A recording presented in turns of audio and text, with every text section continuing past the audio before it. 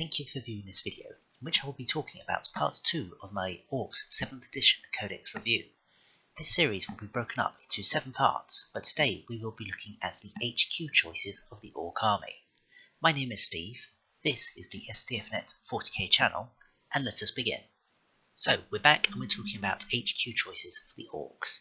If you haven't yet watched part 1 of this review series, I would urge you to go and check it out, as in doing that video first, it's been my hope to give you a grounding in the army rules for the upcoming unit reviews.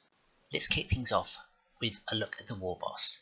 An Ork War Boss is the strongest, toughest, loudest and most violent Ork in his tribe. These massive greenskins seize the lion's share of the loot from every fight, meaning they are usually armed and armoured better than any of their followers. War Bosses are not above making swift and messy examples of anyone whose kit seems shinier or more killy than theirs. They wield absolute authority over their tribe, for greenskin society is based on the idea that might makes right. While some War Bosses show glimmerings of intelligence, all are at their best when busting heads and bellowing until things are done their way. A War Boss will generally be able to get the lads into battle in some semblance of order, but strategy and tactical thinking aren't usually their strong suits. Rather, a War Boss is a mountain of muscle and violence who will invariably lead from the front, rampaging through enemy ranks with shooter blazing and power claws swinging wildly. Especially successful War Bosses will continue to grow in both stature and power with every war they win. Eventually, the greatest of them will come to lead a Waaagh of perhaps apocalyptic size. All other races dread the rise of such a warlord, where he will command a horde capable of drowning whole systems in war and causing the death of billions. A War Boss will cost you 60 points base and is an infantry character with the stat line Weapon Skill 5, BS 2, Strength 5, Toughness 5, Wounds 3, Initiative 4, Attacks 4, Leadership 9 with a 6 up save.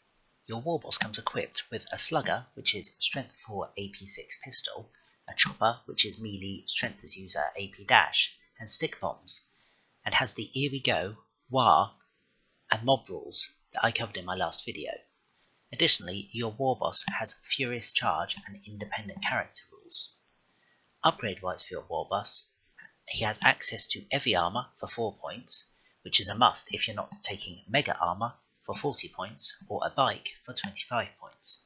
If you take Mega Armor, you automatically substitute your Slugger and Chopper for a Twin-Linked Shooter, which is Range 18, Strength 4, AP 6, Assault 2, and a Power Claw, which is Strength times 2, AP 2, Melee and Wieldy Specialist, or a Power Fist, as everyone else knows it. The War Boss has access to any items taken from ranged or melee weapons, runts or swigs, Orky know-whats, or the gifts of Gork and Mork lists. The Ork War Boss is your bread and butter, as synonymous with an Ork army as boys themselves. Unless you're taking a theme list, such as a mech theme for example, it almost feels like your War Boss is an auto-include. If I were to level one criticism, it would be how central a War Boss is to most armies, that it is almost a bad thing, as there are other fun choices that don't get to come out to play because there's only one spare HQ slot. That's not the War Boss's fault, but saying it now saves me mentioning it on all subsequent HQ options. He is very versatile in his wargear options, which is good, as he will always be wanting to run at the head of a mob of boys of some flavour. The only option he is lacking is a jump pack, so you won't be seeing him with Storm Boys. He can be placed with a blob of boys, to whom he will buff with his leadership, in the form of basically the boys becoming a meat shield to deliver the War Boss's Power Claw to where it needs to be, at the head of some bikes, or even better, biker knobs, to form an extremely potent and fast-moving Death Star. Orks can't shoot for toffee, so jink to your heart's content. You could also give him Mega Armor and plonk him with some Mega Knobs and stomp out of a battle wagon for hunks and fun times. I tend to give my War Boss a claw, however I intend to use him. It means he's going last in combat, but means he's going to do good work with 6 attacks on the charge if equipped to allow him. The base 4, plus 1 for charge, plus 1 for 2 close combat weapons, and strength 10 AP 2. With this you could single-handedly decimate whole squads. If your points don't allow for a claw, strength 5 plus 1 for furious charge, plus whatever weapon modifiers you may choose is still no slouch, I just don't want my war boss getting bogged down in ongoing combats. I want him going in, vaporizing everything, and moving on.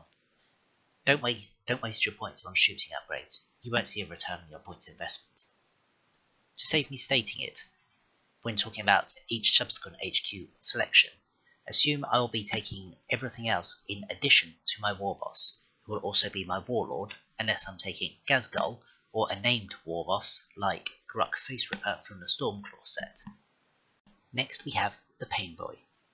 Often referred to by other orcs as dogs, Pain Boys are the greenskin equivalent of both surgeons and dentists. They are often driven to perform exploratory surgery on living creatures, just like Mech Boys are driven to fiddle with machinery. Devious, deranged, and usually covering gore from head to toe, Pain Boys are a menace to friend and foe alike. This is ever truer when a Pain Boy finds an opponent between him and a fallen orc, the gobful of uncleaned teeth. Pain Boys are at home amid blood and horror of the battlefield. Between the screaming, jetting gore, and liberally smeared filth, such conditions tend to remind them fondly of their operating theatres. These sadistic butchers grin through every crunch, squelch, and splurt as they ply their trade amidst the fires of battle. Pain Boys prefer their victims conscious, so they can make sure they're still alive. Yet orc physiology is incredibly durable, their pain threshold high enough that all but the most grievously invasive procedures can be survived. Pain Boys' brutal liberties are normally overlooked, especially when a doc successfully re-staples a prominent orc's head back mid-battle, or furnishes the war boss with a brand new flame-throwing arm. A Pain Boy will cost you 50 points, and is classed as an infantry character, and is armed with an Orky syringe and doc's tools that I covered in part 1 of this series. The Orky syringe is a melee weapon that is strength as user with poison 4+. Yep, that's right, they didn't even bother with Dakar on this guy.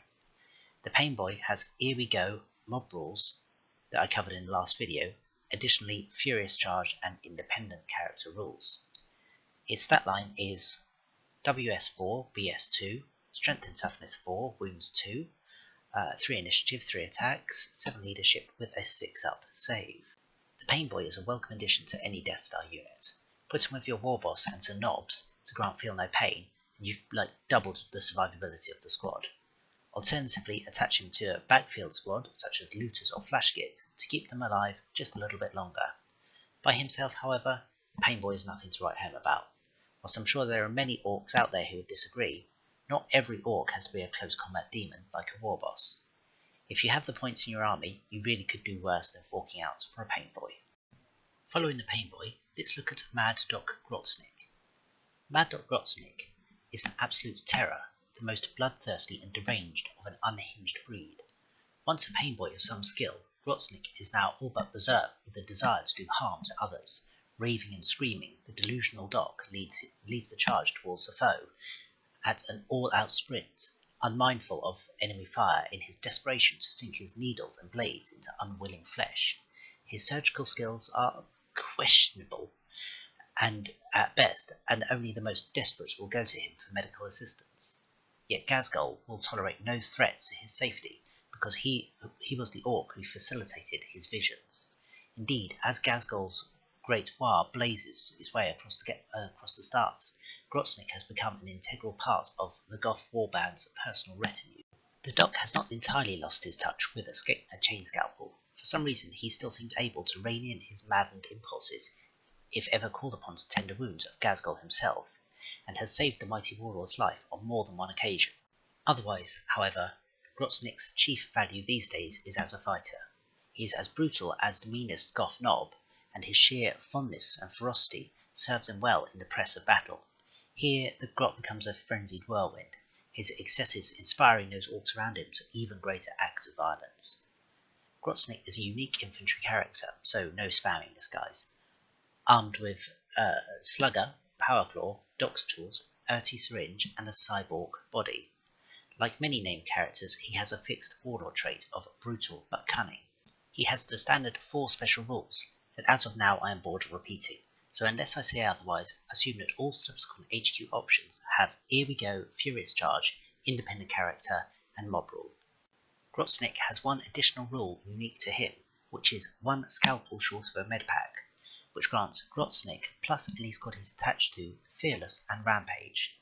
Grotznick will set you back 160 points and has the stat line WS5, BS2, Strength 4, Toughness 5, Wounds 3, Initiative 3, Attacks 4, Leadership 9 with a 4-up save. The cost of this guy is pretty steep, it's 3 times that of a normal Pain Boy. For that, he does have a much beefier stat line, and brings the Fearless buff to a squad, in addition to Feel No Pain. Rampage is a nice enough bonus, but unless you're charging a guard platoon or NID swarms, you're rarely going to be outnumbered, and the sorts of Death Stars you would want to include him in really don't want to be getting bogged down with messy rubbish like blob squads. They want the really juicy kills from the enemies. I'll be talking more about this guy when I get to the Gazgoth supplement later in this series, but as he is in this book, in the discussed formations, I'd probably give him a pass.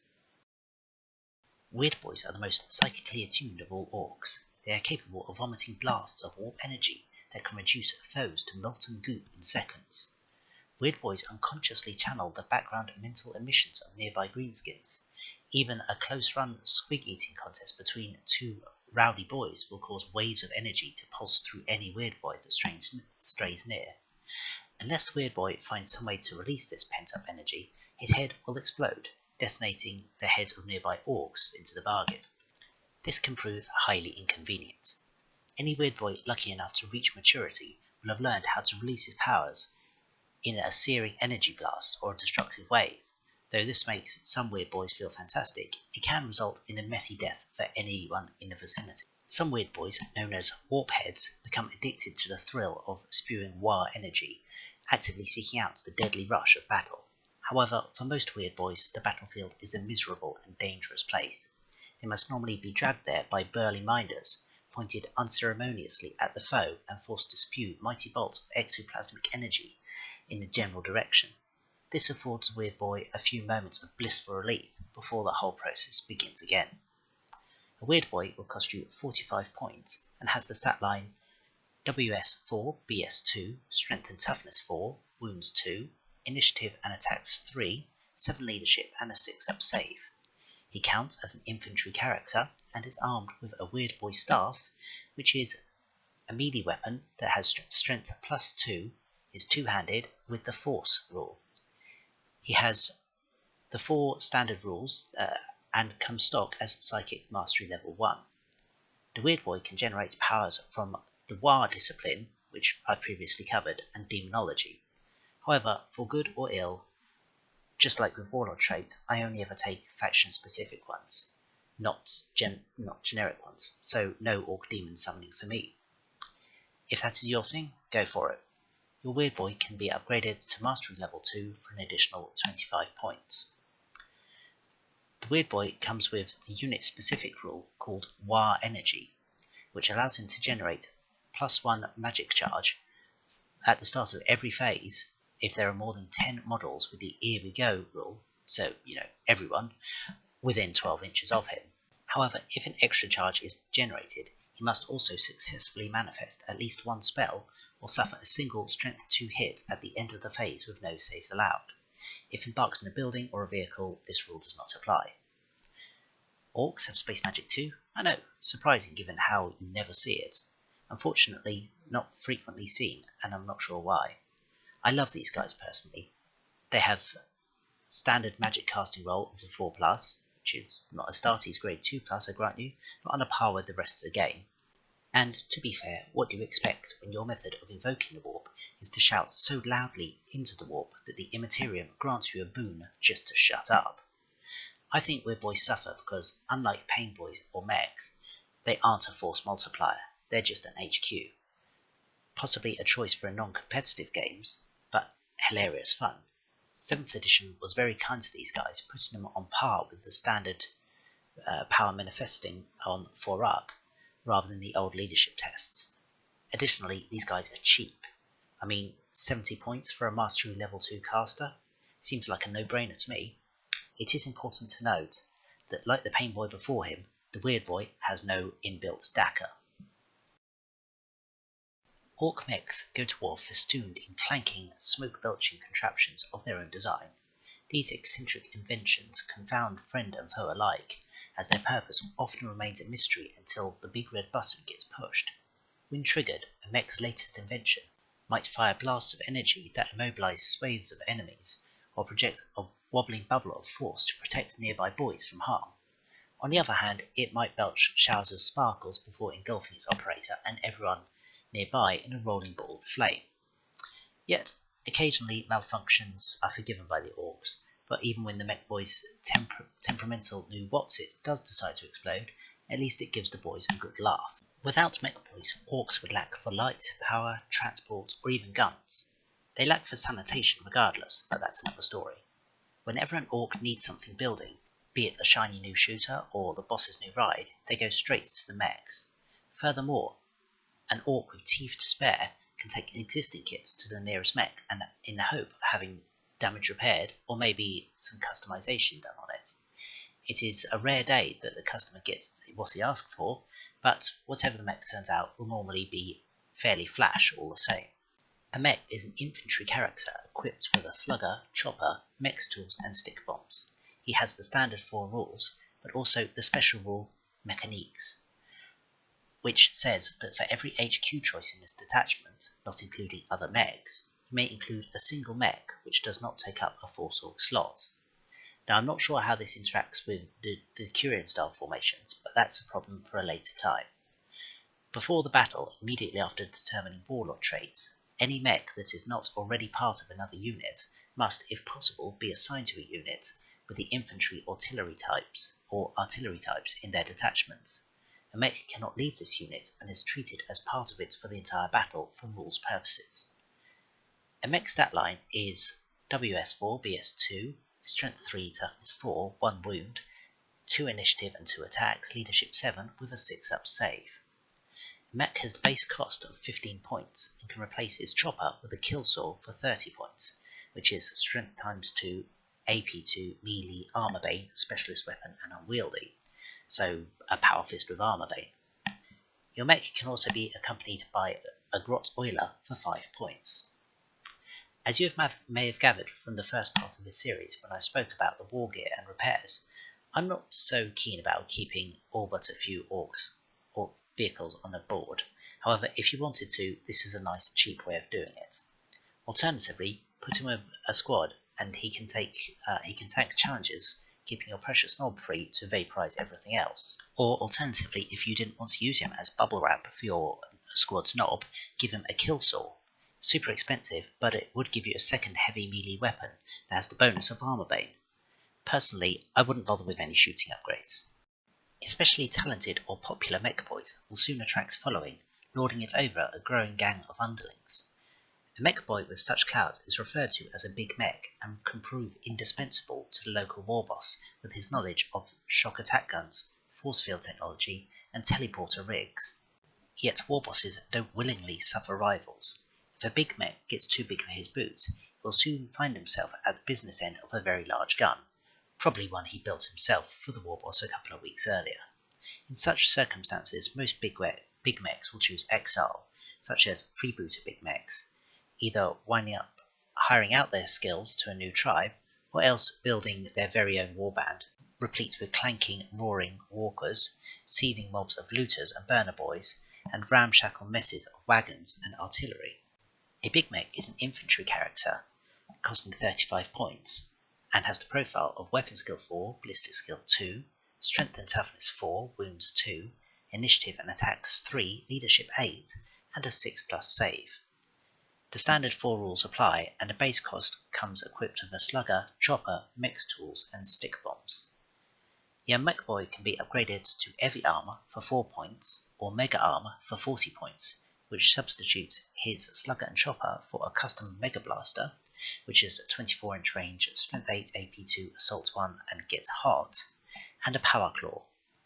If your mech chooses not to take Mega Armor, it can replace its slugger with either a custom force field, granting a 6-inch bubble of 5-up invuln against shooting attacks, which if embarks on a vehicle, then applies to that vehicle, or a shock attack gun for 50 points each.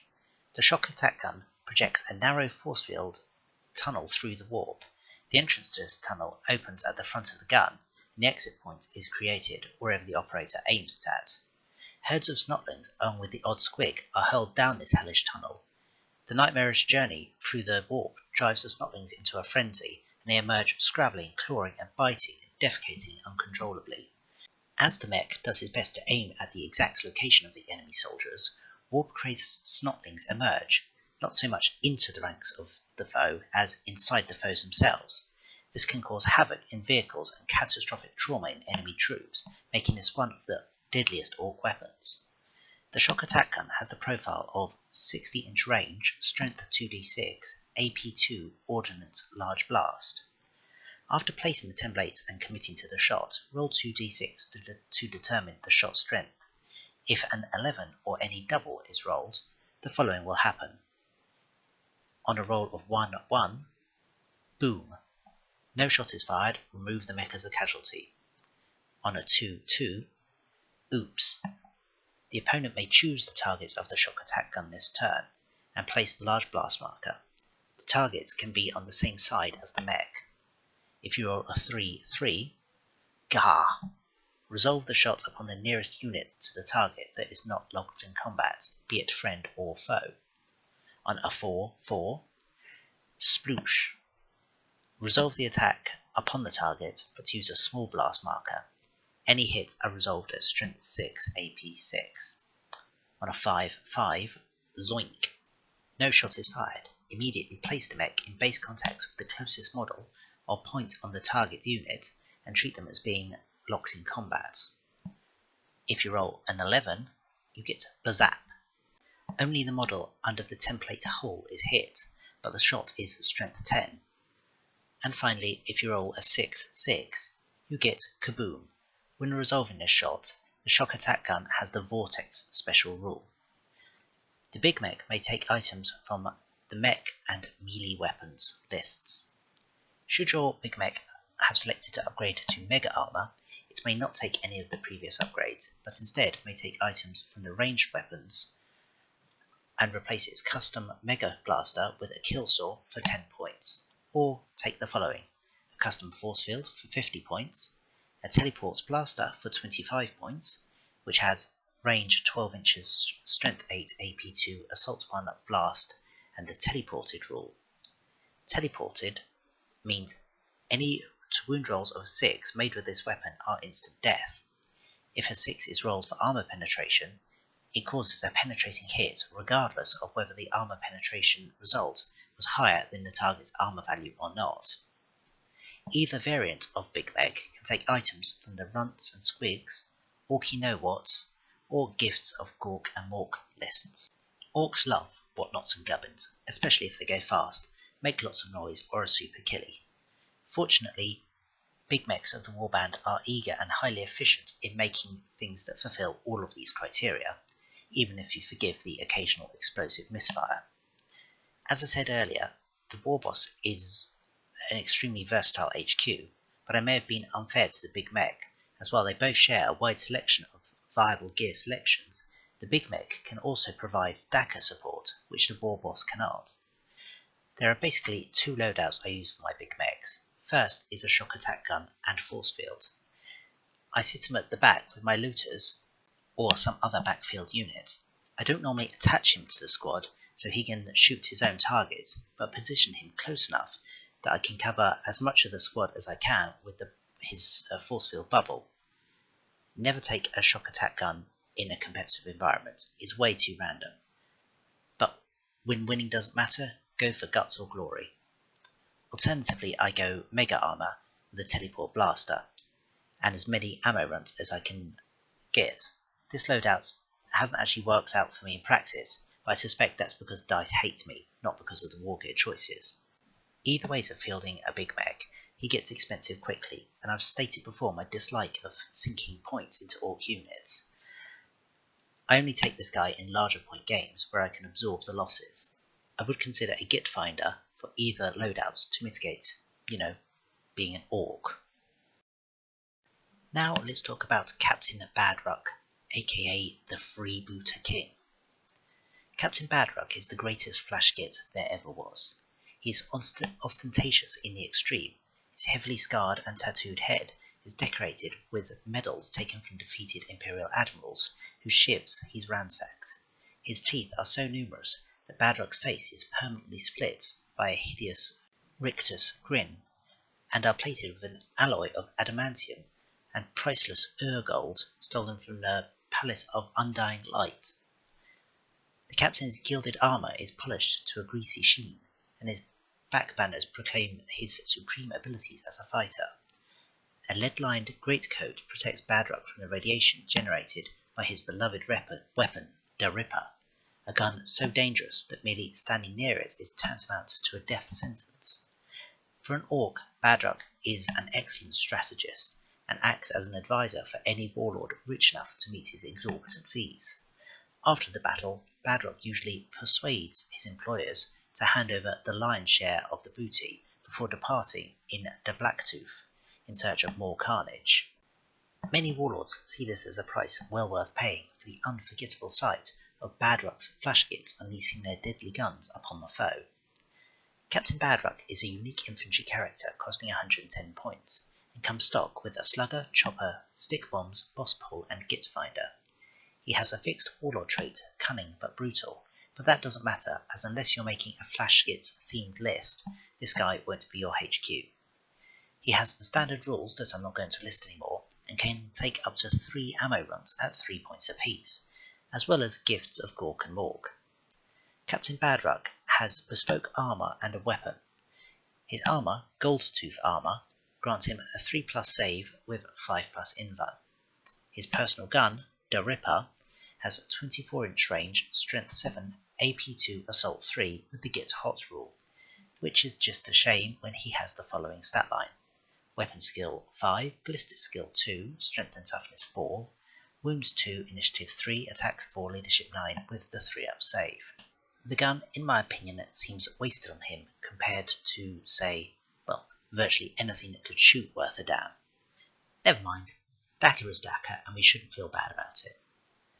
To be honest, I haven't and probably wouldn't take this guy as an HQ in any list outside of a theme list or special formation. His stat lines are that of a knob, and his gun is good, and he has the snazzy armour, but he's quite expensive, and based on my gaming experience, I don't believe he'll make his costs back with the quality of the shooting, and having no other tricks. Finally, we have Boss Zagstruck. Boss Zagstruck is one of the most shockingly violent orcs in the galaxy. He is perpetually angry, and his bulge-eyed glare is enough to subdue even the most raucous mad boy. His approach is heralded by the metallic quick-step clank of his bionic legs, sending every grot within earshot skulking. Some claim that Zagstruck once stared down a rampaging bull Squiggoth. Others reckon it is more likely he simply clobbered the bellowing beast into keeling over senseless. Zagstruck is a ferocious disciplinarian, with absolutely no tolerance for stupidity, incompetence, or failure. He is more than happy to put a few rounds through the skull of any greenskin who displays such traits around him, a fact that tends to keep even the biggest and most truculent orcs in line. Known simply as the Boss by awed Stormboys who flock to his banner, Zagstruck's thermonuclear temper is legend. He never lowers his voice below a bellow and can fly into murderous rage with no provocation whatsoever. The rumour is that Zagstruck has never gone a day without killing something. The Boss inspires fanatical awe in the Stormboys who queued up to fight alongside him, and for every underling he shoots dead, there are always 2 new recruits ready to join the rank. Boss Zagstruck costs 65 points and has the stat line WS5, BS2, Strength 5, Toughness 4, Wounds 2, Initiative 3, Attacks 4, Leadership 8, and a 4+ save. He is a unique jump infantry character who is subject to the standard 4 rules and is equipped with a slugger, a chopper, heavy armour, stick bombs, a cyborg body, and a rocket pack. He also has a special item called the Vulture's Claws, which when he makes a Hammer of Wrath attack, they are Strength 8, AP2.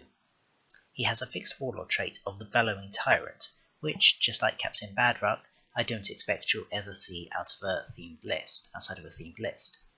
Zagstruck just won't be your warlord. So Zagstruck is cheap and is the only HQ you can put with your Stormboys. Unfortunately, he doesn't really have a lot else going for him in my opinion. You get your snazzy Hammer of Wrath attack that could well kill one person from a charged squad outright or do some good damage to a vehicle. However, afterwards he's basically just a Stormboy Knob with a few upgrades, which are nice, but may not be what I would have selected were I customizing a Stormboy Knob for myself. Because he hasn't got any weapons worth a damn for ongoing combat that you would hope for in a named melee character, I'd expect him just to get bogged down and then challenged to death. From this, I think you can sense what I'm going to say. Yep, theme list, go for it. In a special formation, rocket packs away. In a normal army list, versus a pain boy or a weird boy or a mech, back to the storage case for you, my friend. So, in summary, those are my thoughts on the HQs. I could take or leave any of the main characters. Warboss is a king, but I just wish I had another HQ slot so I could bring a pain boy for my Warboss and Nob's Death Star, a big mech with a shock attack gun, and a weird boy, as I'm determined to power vomit on every race and named character in the 41st millennium. Hey, we all have our aspirations, don't crush my dreams. In the next section of this series, I'll be moving on to the troop choices from the Ork Codex. That's me done for now. I appreciate your taking the time to listen to me ramble on. I hope you enjoyed the content and welcome your constructive feedback and discussion in the comments below. If you like this post, share it. If you like my content, hit subscribe. Both help me in knowing what's working. I have been Steve, this has been the SDFnet 40k channel, and I will see you next time. The Emperor protects.